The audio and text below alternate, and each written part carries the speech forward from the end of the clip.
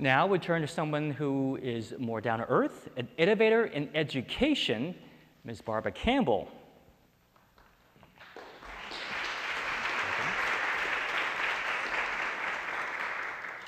Thank you, Peter. Good morning. My name is Barb Campbell, and I am a wife and a mother of 4 and an educator, and I'm currently a Leading Excellence Fellow at Yes Prep Public Schools here in Houston. And it is an honor to be here and share my thinking as well as my thoughts on what's possible in education.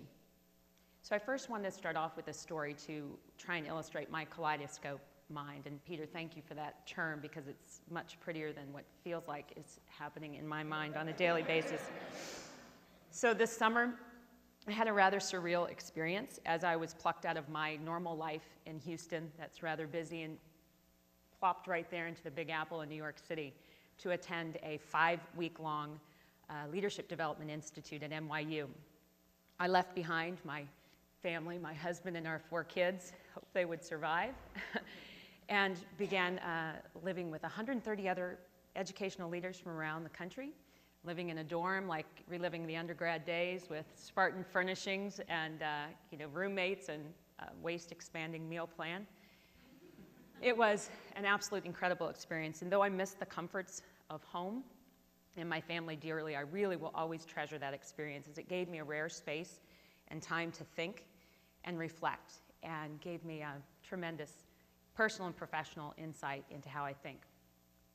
So, as we walked in on our last week together as this cohort of 130, we enter the classroom and we find a baggie with 15 puzzle pieces in it. Remember, there's 130 of us, right? 130 people, 15 pieces in a baggie, and we're told to construct this puzzle by the end of the week. We have no idea what the picture is. We have no time allotted to do so, no process. Somebody smartly went up and wrote a note on the board saying, bring your puzzle pieces to this table and put the corner pieces in the upper right-hand corner of the table. I thought, good move. For me, unfortunately, Dave, our facilitator, had unwittingly created the perfect storm. My highest trait, my strength, is responsibility. I'm kind of off the charts when it comes to optimism. I love and relish a good challenge. I'm a little competitive. My highest character trait is grit, and those who know me, a few of in the audience, might say that I have some obsessive-compulsive tendencies. So from that day forward, I literally skipped lunch to linger over that puzzle table. Crazy, I know.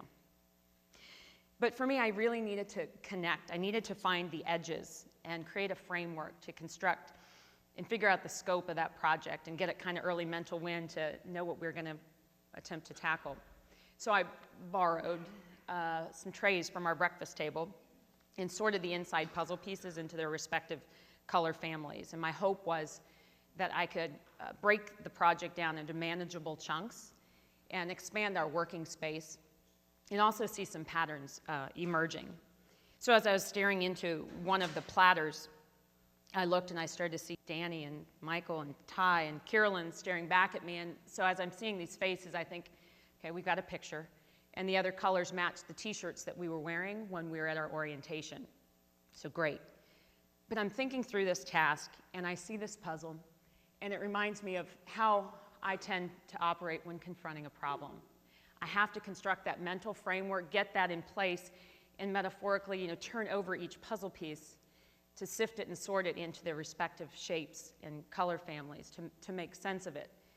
It's very overwhelming, it's oddly exhilarating, but I tend to retreat during that time to reflect and to read, and distractions are difficult for me to manage. But the lesson for me is that I have to find that connection. Where does it fit in? How does that connect before I can move forward? My second aha came with a little bit of frustration. As I noticed, even after repeated announcements had been made, there were some people who hadn't brought their pieces to the table. I didn't have all the edges. It made me acutely aware of how critical it is that everyone bring their time, their talent, their treasures and resources to bear on a problem, their pieces of the puzzle to the table. Now, rather than get angry, which was my first reaction, I just took it as another data point on my learning curve and thought, not everyone is going to be responsive to a one-size-fits-all verbal request. And my way of thinking about the problem may not work for everybody. So now that we finally had the pieces and we started to make some headway in the puzzle, you could start to see what it looked like, people started to gravitate towards it. Some looked on and hesitating, looking curiously. And if we could drag them in and say, hey, Eric, would you mind just taking 5 minutes and sort the solid black ones into their shapes? They generally would do so. And by the way, if you're a parent, great strategy for getting your kids to clean the house. But to maximize that outcome then, I need to find ways to personalize the process and engage people in the activity and the thinking. The final third insight that I had as we were dealing with this puzzle, we weren't necessarily making the type of progress that made me feel real optimistic that we were going to get there by the end of the week. So we're stalling out a little bit and thought, what do I need to do here? Think back to some of the lessons we've learned throughout the summer. And we had done, some of you may have done Carter racing in your studies, but it's basically an exercise where you don't have a sufficient amount of information to make a good decision, but no one seems to ever ask for it. So I thought, I need to really ask questions, seek other sources of information. So I asked the summer interns, is there any chance that you have the puzzle box top? Yeah, and they gave it to me. Should have had that on Monday, would have been a little helpful. But to ask questions, seek information, look for untapped resources, really serves to revitalize my mind and energy around a problem and helps us to see things from a fresh perspective. Unfortunately, as we got to the end of the week, the puzzle was incomplete. I was tempted to pull an all-nighter. Remember, I'm living in college, right? So, but I was also in New York City, so Broadway, going out to dinner. Yeah, I didn't do it. So I came in that last day, we're packing up, we're exhausted, we're heading home, and there's that puzzle. I'm heading out the door, and Dave says, hey, Barb, don't you want to take the puzzle home with you? The very thought of everything we had worked on all week, going over there and breaking it apart. So not only have I failed in doing the task, now I have to break it apart and put it in a box. About killed me, but I said, sure. Took it as a final gift on my learning journey for the summer.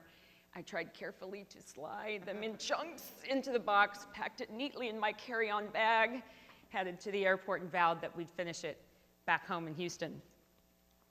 When I got home, I managed to engage the Campbell crew in this lovely task of completing the puzzle.